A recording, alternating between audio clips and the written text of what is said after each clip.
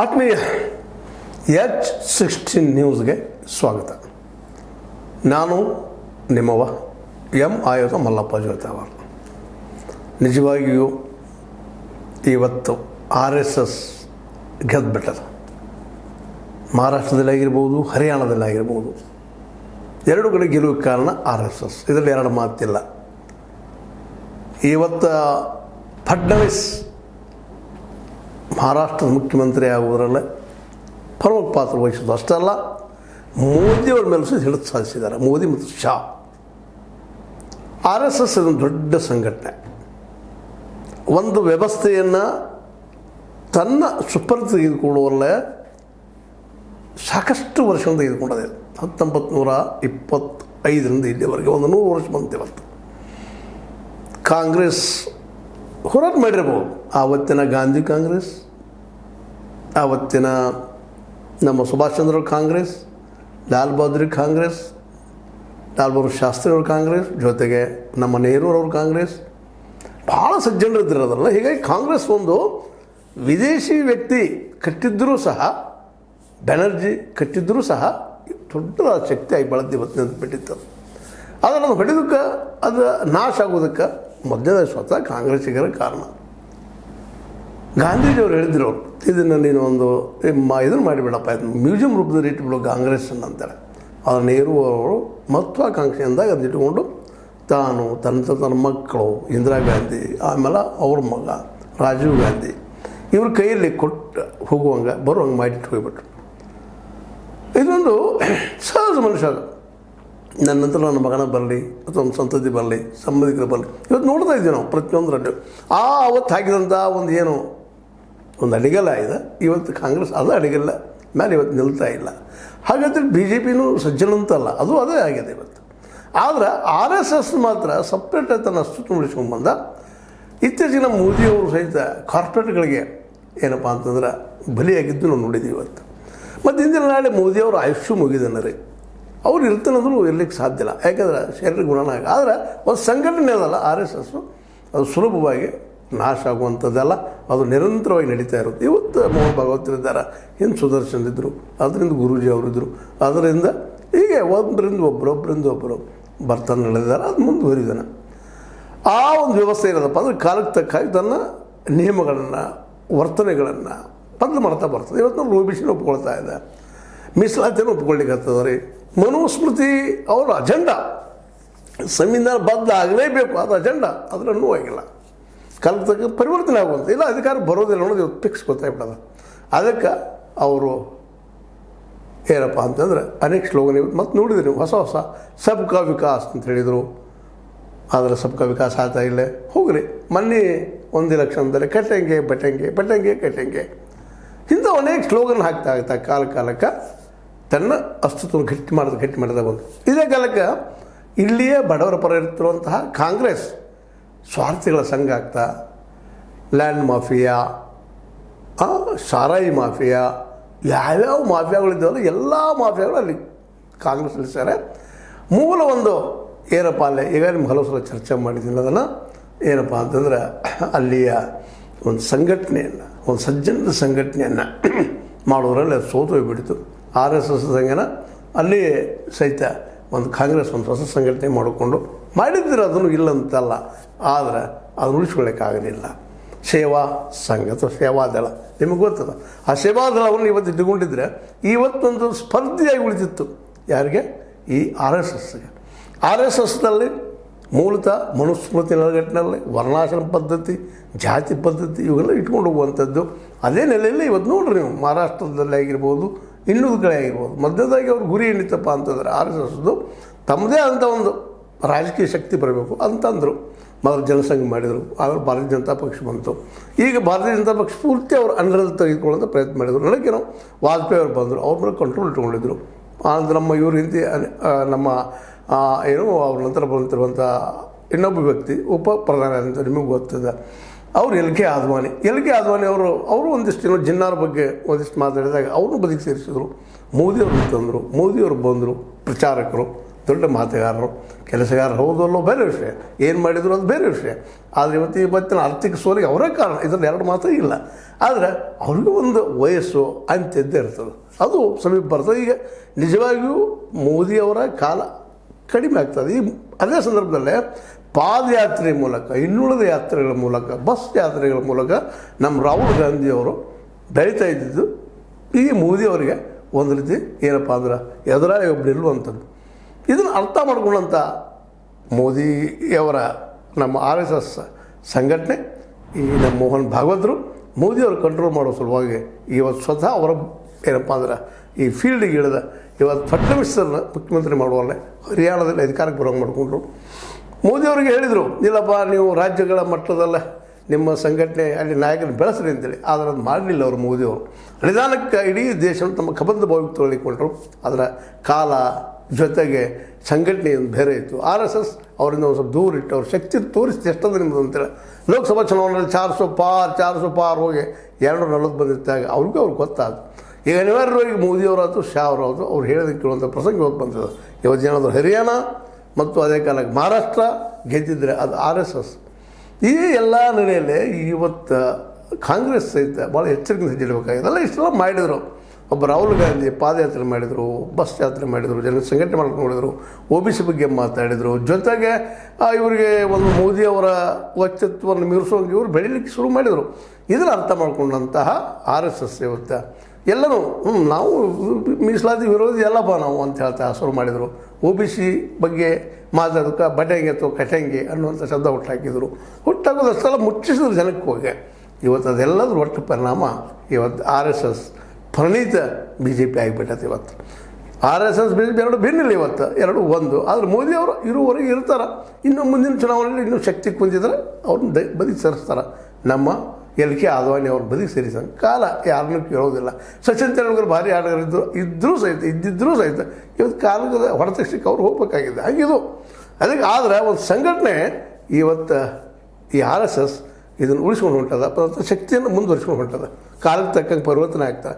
ಆದರೆ ದುರಂತ ಏನಪ್ಪ ಅಂದರೆ ಈ ದೇಶದ್ದು ನಮ್ಮ ಸಮಾಜವಾದಿಗಳು ಬಂದರು, ಅನೇಕ ನಾಯಕರು, ಅದೇ ಕಾಲಕ್ಕೆ ಕಮ್ಯುನಿಸ್ಟರು ಬಂದರು, ಅನೇಕ ನಾಯಕರು, ಅದು ಕಾಂಗ್ರೆಸ್ ಅಂತ ಅಲ್ಲಿಯೂ ಅನೇಕ ನಾಯಕರು ಬರಲಿಕ್ಕೆ ಇಂದಿರಾ ಗಾಂಧಿಯವರು ಕೊಡಲಿಲ್ಲ.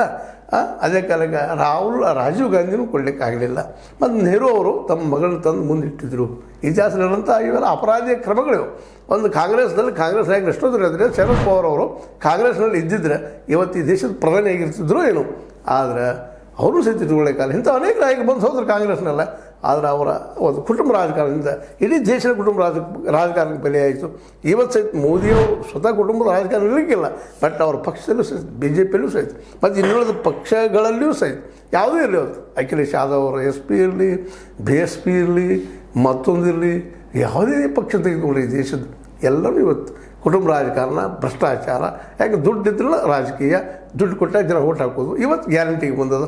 ಈ ಗ್ಯಾರಂಟಿ ಸಹಿತ ಇವತ್ತು ನಮ್ಮ RSS ತಿಳ್ಕೊಂಡು ಗ್ಯಾರಂಟಿ ಕೊಡ್ಲಿಕ್ಕೆ ಹೊಂಟದ. ಗ್ಯಾರಂಟಿನ ಘೋಷಣೆ ಮಾಡಲಿಕ್ಕೆ ಇಲ್ಲ ಅಧಿಕಾರ ಸಿಗೋದಿಲ್ಲ. ಅಧಿಕಾರ ಸಿಕ್ಕರೆ ಮೊದಲು ಏನಾದರೂ ಮಾಡಲಿಕ್ಕೆ ಸಾಧ್ಯ ಅನ್ನೋದು RSS ಸಿಗೋದು ಕನ್ಫರ್ಮ್ ಆಗ್ಯದ.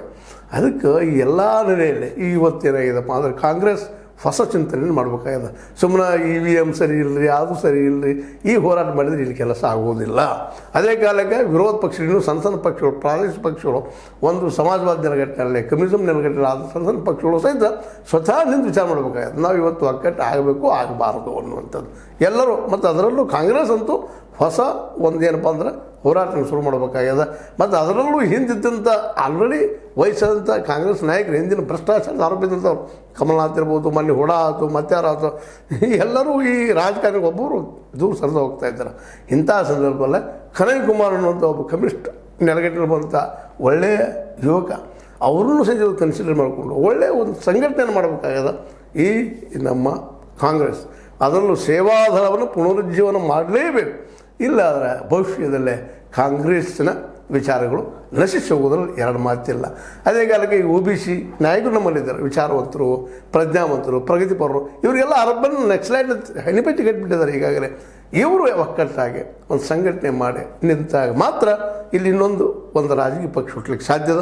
ಇಲ್ಲಪ್ಪ ಅಂತಂದ್ರೆ ಈ ಸೋಲಿನದ ನಿರಂತರವಾಗಿ ಮುಂದುವರಿಯುವಂಥದ್ದಂತ.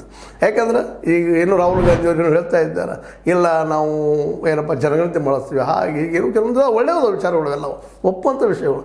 ಆದರೆ ಇವರೇ ಮಾಡಿಬಿಡ್ತಾರಲ್ಲ.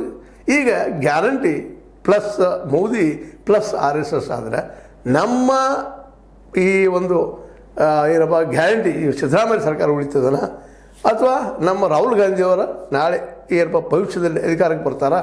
ಸಾಧ್ಯನೇ ಇಲ್ಲ. ಯಾಕಂದ್ರೆ ಈಗ ಇವರೇನು ಮಾಡ್ತಾ ಇದ್ದಾರೆ, ಈ ಒಂದು ಗ್ಯಾರಂಟಿಗಳು ಕೊಡ್ಕೊಂಡು ಅದನ್ನು ಅವರು ಕೊಡ್ತಾರೆ, BJP ಕೊಡ್ತಾರೆ, RSSಗೂ ಕೊಡ್ತಾರೆ.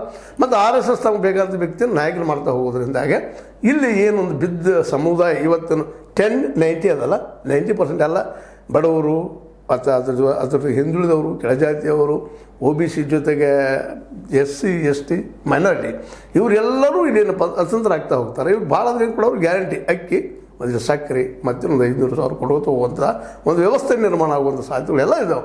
ಯಾಕಂದ್ರೆ ರೈತಗೆ ಮಾರ್ಕೆಟ್ ಕೊಡ್ತಾನೆ, ರೈತ ಹೇಳುವಂಗಿಲ್ಲ, ಅವ್ನು ಮಾರ್ಕೆಟ್ ಇವ್ರು ಕೊಡೋಂಗಿಲ್ಲ. ಮಾರ್ಕೆಟ್ ಕೊಡೋದ್ರೆ ಏನು ಕಾನೂನು ಮಾಡಬೇಕು, ಕಾನೂನು ಮತ್ತು ನಿಜವಾಗೂ ಅಪ್ಲೈ ಆಗಬೇಕು.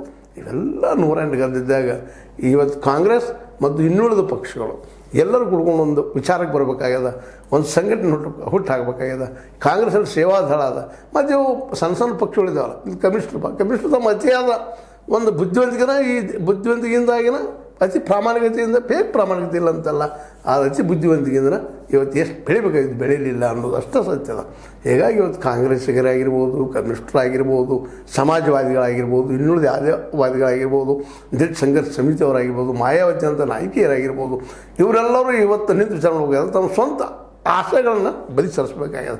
ಏನು ಅಂತ ನಾನಾ ಬರಬೇಕು ಅಂತೇಳಿ ಮಾಯಾವತಿ ಅನ್ನೋದಾಗಿರಿ, ಅಖಿಲೇಶ್ ಯಾದವ್ ಅಂತ ನನ್ನ ಮಗನ ಬರಲಿ ಅನ್ನುವಂಥದ್ದಾಗಿರಿ, ಅದೇ ತೇಜಸ್ವಿ ಯಾದವ್ ಬರಲಿ ಅಂತ ಅವ್ರ ಮಗನ ಬರಲಿ ಅನ್ನುವಂಥದ್ದಾಗಿರಿ, ಇಂಥವೆಲ್ಲ ಅದೇ ದೇವೇಗೌಡರು ತಮ್ಮ ಮಕ್ಕಳು ಬೆಳೀಲಿ ಅನ್ನುವಂಥ ವಿಚಾರಗಳಾಗಿರಿ. ಇವು ಮಾಡ್ತಾ ಹೋದರೆ ಮುಂದಿನ ದಿನಗಳಲ್ಲಿ RSS ಇಡೀ ದೇಶವನ್ನು ತನ್ನ ಕಬಂಧ ಭಾವ್ಯದಲ್ಲಿ ತೆಗೆದುಕೊಳ್ಳೋದು ಎರಡು ಮಾತೇ ಇಲ್ಲ. ಆಲ್ರೆಡಿ BJPಯನ್ನು ತಮ್ಮ ರಾಜಕೀಯ ಅಸ್ತ್ರನಾಗಿ ಅವ್ರು ಬೆಳೆಸ್ಕೊಂಡಿದ್ದಾರೆ. ಅಲ್ಲಿ ತಮಗೆ ಬೇಕಾದಂಥವ್ರನ್ನ ನಾಯಕರನ್ನಾಗಿ ಮಾಡೋದೆಲ್ಲ ಸಾಧ್ಯತೆಗಳಿದ್ದಾವೆ. ಮೋಸ್ಟ್ ಪ್ರೊಬಬಲಿ ಮೋದಿಯವರು ಕೊನೆಯ ಕ್ಯಾಂಡಿಡೇಟ್ ಆಗ್ಬೋದು BJP ಇದರಲ್ಲಿ RSSಗೆ ಪ್ರಧಾನಿ ಪಟ್ಟಕ್ಕೆ ಕೊಡುವಂಥವ್ರು. ಇನ್ನೇನು ಮುಂದೆ ಬಂದರು RSS ಪ್ರಣೀತ ಪ್ರಧಾನಿಗಳು ಬರ್ತಾರೆ ವಿನಃ RSS ವಿರೋಧಿ ಬರಲಿಕ್ಕೆ ಸಾಧ್ಯ ಇಲ್ಲ. ಆಲ್ರೆಡಿ ಮೋದಿಯವರಂತೆ ಬೆಂಡ್ ಆಗಿದ್ದಾರೆ ಅನ್ನೋದು ಈ 2 ಘಟನೆಗಳಿಂದ. ಹರಿಯಾಣದಲ್ಲೂ ಅಲ್ಲಿ ತಮ್ಮ ಮುಖಂಡು ಲಾಸ್ಟ್ ಟೈಮ್ ತೋರಿಸಲಿಲ್ಲ, ಮತ್ತು ಮಹಾರಾಷ್ಟ್ರದಲ್ಲೂ ಕೊನೆಯ ದಿನಗಳಲ್ಲಿ ಕೊನೆಯ 1-2 ದಿನದಲ್ಲಿ ಬೇರೆ ವಿದೇಶಕ್ಕೆ ಹೋಗಿದ್ದು ನಿಮ್ಗೆ ಗೊತ್ತದ. ಹೀಗಾಗಿ ಅವ್ರಿಗೂ ಗೊತ್ತಾಯ್ತಲ್ಲ ನನ್ನ ಶಕ್ತಿ ತೀರ್ಯದಪ್ಪ ಅಂತೇಳಿ. ಮತ್ತು ರಾಹುಲ್ರ ಮುಂದಂತೆ ಅದು ತೀರ್ಯದ. ಬಟ್ ಸಂಘಟನೆಯಾಗಿ RSS ಮಾತ್ರ ಈ ಒಂದು ಗೋಲ್ವಾಲ್ಕರ್ ಅವ್ರ ಜೊತೆಗೆ ನಮ್ಮ ಇನ್ನೊಬ್ಬರು ಹೆಡ್ಗೇವಾರ್ ಅವರು ಸ್ಥಾಪಿಸಿದಂತಹ ಈ ಒಂದು RSS ಮುಂದಿನ ದಿನಗಳಲ್ಲಿ 2025ರಲ್ಲಿ ಪೂರ್ತಿಯಾಗಿ ಅದರ ನಂತರ ದಿನಗಳಲ್ಲಿ ಪೂರ್ತಿಯಾಗಿ ಇಡೀ ದೇಶವನ್ನು ತಮ್ಮ ಒಂದು ಮೂಗಿನ ನೇರಕ್ಕೆ ನಡೆಸುವಂಥ ಸಾಧ್ಯತೆ. ಅವ್ರು ಎಲ್ಲಿಯೂ ಮನುಶಾಸ್ತ್ರ ಮನುಸ್ಮೃತಿ ಅಂತ ಮಾತಾಡಲಿಕ್ಕೆ ಹೋಗೋದಿಲ್ಲ. ಬಟ್ ಆ ನೆಲೆಯಲ್ಲಿ ಈ ದೇಶ ಒಯ್ಯುವಂಥದ್ದು. ಇಲ್ಲೇ ಅಂಬೇಡ್ಕರ್ ಮತ್ತು ಗಾಂಧಿ ಉಳಿಬೇಕಾಗಿತ್ತಪ್ಪ ಅಂತಂದ್ರೆ ಅವ್ರ ವಿಚಾರ ಉಳಿಬೇಕಾಗಿದ್ದರೆ ಈ ಸಮಾಜವಾದಿಗಳು, ಈ ಕಮ್ಯುನಿಸ್ಟರು, ಮುಖ್ಯವಾಗಿ ಕಾಂಗ್ರೆಸ್ಸಿಗರು, ಅದರಲ್ಲೂ ರಾಹುಲ್ ಗಾಂಧಿ ಅವರು ಮರಳಿ ಕಾಂಗ್ರೆಸ್ಸನ್ನು ಕಟ್ಟಬೇಕಾಗ್ಯದ. ಆ ಕಾಂಗ್ರೆಸ್ ಹೆಂಗಿರ್ಬೇಕಪ್ಪ ಅಂದ್ರೆ ಅಲ್ಲಿ ಭ್ರಷ್ಟರು ಇಲ್ಲದಂತ. ಯಾಕೆ ಸಾಕಷ್ಟು ಈಗಾಗಲೇ ನಿಮಗೂ ಗೊತ್ತದ ಕಾಂಗ್ರೆಸ್ನಲ್ಲಿ ಶಕ್ತಿ ಅದ.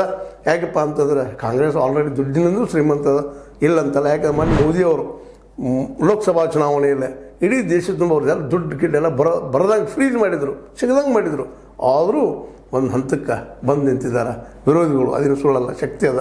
ಆ ಶಕ್ತಿಗೆ ಒಂದು ಸಂಘಟನೆ ಬೇಕಾಗ್ಯದ. RSSಗೆ ಒಂದು ಸಮನಾಗಿ ನಿಲ್ಲುತ್ತಿರುವಂಥ ಸಂಘಟನೆ ಏನಾದರೂ ಉಳಿದ್ರೆ ಅದು ಸೇವಾದಳ. ಗಾಂಧಿ ಅವರು ಸ್ಥಾಪಿಸಿದ್ದು, ಹರ್ಡೇಕರ್ ಮಂಜಪ್ಪನವರು ಸ್ಥಾಪಿಸಿದ್ದು. ಅದನ್ನು ತೆಗೆದುಕೊಂಡ ಬಡ ಜನರ ಪರವಾಗಿ ಇಲ್ಲಿ ಸರ್ವೇ ಮತ್ತು ಇನ್ನುಳಿದೇನು ಮಾಡಲಿಕ್ಕೆ ಸಾಧ್ಯ ಹೊರಟ್ರಾಗ ಮಾತ್ರ ಏನಾದರೂ ಭವಿಷ್ಯದ. ಇಲ್ಲಾಂದರೆ ಈಗಿನಂಗೆ ಬರೀ ಟೀಕಾ ಮಾಡ್ತಾ ಹೋಗೋದ್ರಿಂದ ಇಲ್ಲ ಅನ್ನೋ ಸ್ಪಷ್ಟ ಆಗಿದೆ. ಏನೋ ಆಗಲಿ ಮಹಾರಾಷ್ಟ್ರದ ಫಡ್ನವೀಸ್ ಇದೇನು ತೋರಿಸ್ತಾ ಇದ್ದಾರೆ ಇವತ್ತು ಮುಖ್ಯಮಂತ್ರಿ ಆಗಿದ್ದು, ಅವರು RSS ಜಯ ಮೋದಿಯವ್ರ ಮೇಲೆ ಆಗಿರ್ಬೋದು, ರಾಹುಲ್ ಅವ್ರ ಮೇಲೆ ಆಗಿರ್ಬೋದು, ಭಾರತದ ಇನ್ನುಳಿದ ತತ್ವ ಸಿದ್ಧಾಂತಗಳ ಮೇಲೂ ಆಗಿರ್ಬೋದು. ಅದು ಒಂದು ಸಂಕೇತ ಅಂತ ನಾವು ತಿಳ್ಕೊಂಡು ಈ ಹಿನ್ನೆಲೆಯಲ್ಲಿ ನಮ್ಮ ರಾಹುಲ್ ಗಾಂಧಿಯವರು ಹೊಸ ಚಿಂತನೆ ಮಾಡಲಿ ಅಂತ ನಾವು ಹೇಳ್ತಾ, ಮತ್ತು ಅದ್ರ ಜೊತೆಗೆ ನಾವು ಅವ್ರಿಗೆ ಹ್ಯಾಟ್ಸಪ್ ಹೇಳಬೇಕು. ಯಾಕೆಂದ್ರೆ ಸಂಘಟನೆ ಮಾಡಿ ಸಾಲದಲ್ಲ, ಮಾಡಿದ್ದಾರೆ. ಇವತ್ತು ಹೆಡ್ಗೇವಾರ್, ಅದ್ರ ಜೊತೆಗೆ ಗುರು ಗೋಲ್ವಾಲ್ಕರ್, ಇವತ್ತಿನ ನಮ್ಮ ಏನಪ್ಪ ಅಂದ್ರೆ ಮೋಹನ್ ಭಾಗವತ್, ಇವರೆಲ್ಲರಿಗೂ ನಾವು ಇವತ್ತು ಕಂಗ್ರ್ಯಾಚುಲೇಷನ್ ಹೇಳಬೇಕಾಗ್ಯದ. ಅವ್ರು ಗೆದ್ದಿದ್ದಾರೆ, ಮತ್ತಾರು ಅಲ್ಲ ಅಂತ ಹೇಳ್ತಾ ನನಗೆ ಅನಿಸಿದ ಕೆಲವು ಮಾತುಗಳನ್ನು ಮಾತಾಡಿದ್ದೀನಿ. ನಿಮ್ಗೆ ಲೈಕ್ ಮಾಡಿ, ಶೇರ್ ಮಾಡಿರಿ, ಮತ್ತು ಕಾಮೆಂಟ್ ಮಾಡಿರಿ. ಜೊತೆಗೆ ಸಬ್ಸ್ಕ್ರೈಬ್ ನಿಲ್ಲಿಸ್ಲಿಕ್ಕೆ ಹೋಗ್ಬೇಡ್ರಿ. ಯಾಕಪ್ಪ ಅಂತಂದ್ರೆ H16 ನ್ಯೂಸ್ ಅಥವಾ ಹೇ ಸೀತಾರಾಮ್, ಇದು ಸತ್ಯದ ಕೈಗಳಲ್ಲಿ ವಂದನೆಗಳು.